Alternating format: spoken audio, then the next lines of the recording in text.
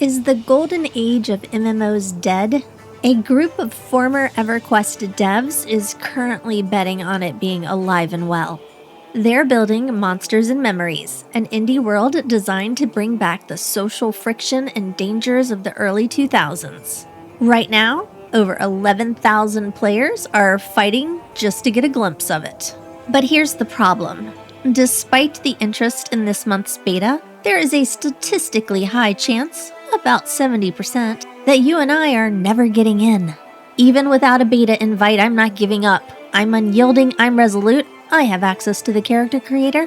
This glimpse into the game boasts 12 races, 18 classes, and an assortment of feline deities. You heard me. Yeah, cat gods. I'm sorry, are you speaking my love language? Let's see if this exclusivity is worth the wait.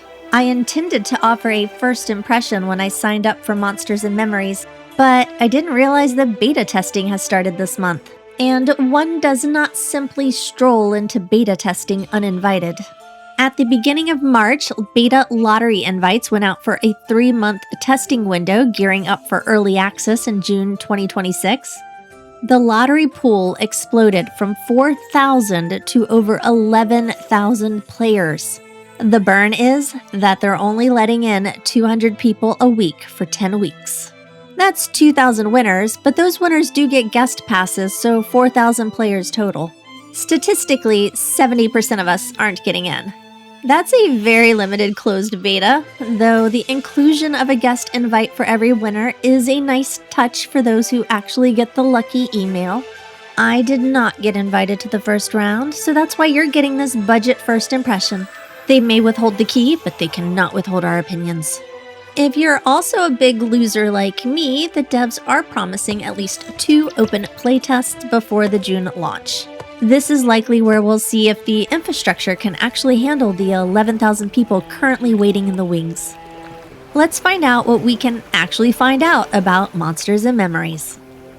Monsters and Memories isn't just another indie project. It started as a literal therapy session on livestream between former EverQuest devs and fans who missed the social friction of the early 2000s.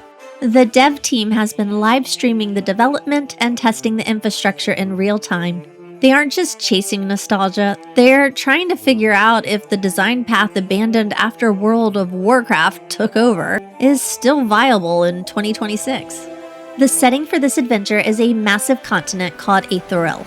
It's basically the last bastion of life surrounded by ether, a terrifying black sea littered with the literal corpses of fallen gods and shattered civilizations.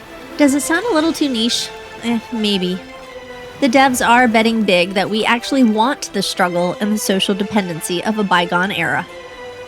My playtest was of the character creator. Now, I'm no stranger to the joys of digital cosmetology, so I wasn't entirely disappointed to find that this was the extent of my Monsters and Memories journey. There's a large selection of races available, with several more due to be released.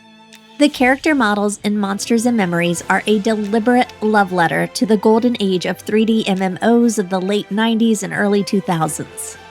They have chunky, low polygon geometry. The look is very retro, but it's not just for nostalgia. By keeping character models simple, the game can support hundreds of players on screen at once without the lag often found in modern hyper-realistic titles. I find it charming.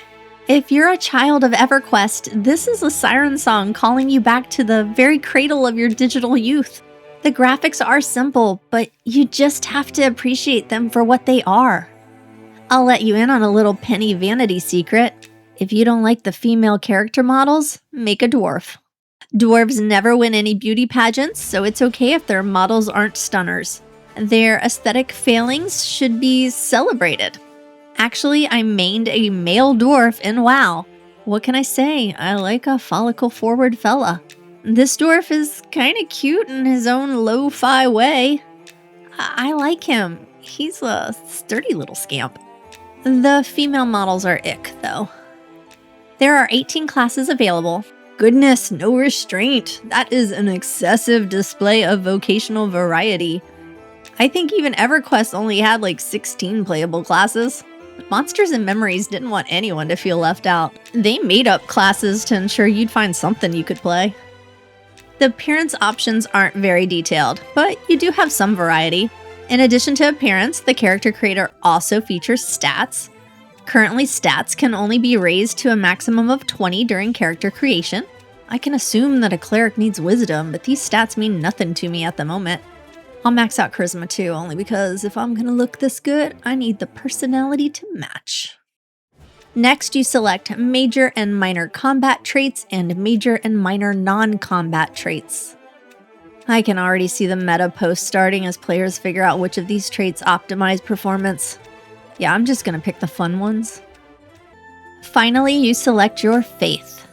Okay, you all know I squealed like bad breaks when I saw these cat pictures. Oh my god, take my money already if you're gonna give me cat porn. However, I'm told that these are placeholder images. Boo. With my character created, I can't enter the world. I can enter a little campfire holding area. There's nothing to do here, and I have no UI to play with, so it's not very eventful. I have opted in for the beta lottery. If I get accepted, I'll do a real first impression video. I don't think this one should count, but it was fun to do a drive-by. The game's beta milestone is a critical hurdle for early access.